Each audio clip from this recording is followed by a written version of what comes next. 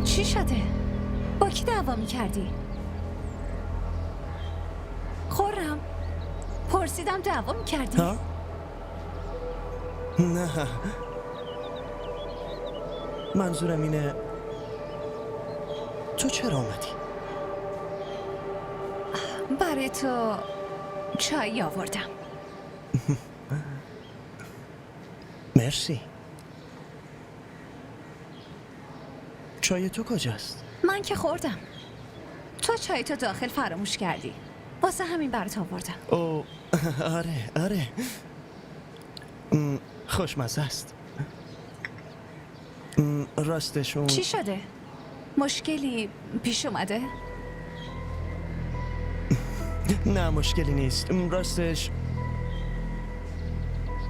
اون ممنون.